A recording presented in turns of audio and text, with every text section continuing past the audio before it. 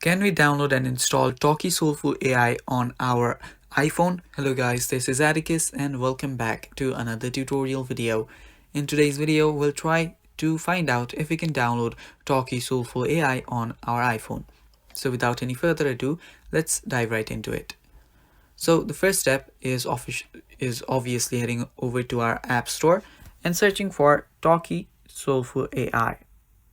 So after you search for Talkie Soulful, you'll notice that there is no app for it. There are a lot of different other AI apps which you can use to build characters around and talk with them, but there is no specific Talkie AI.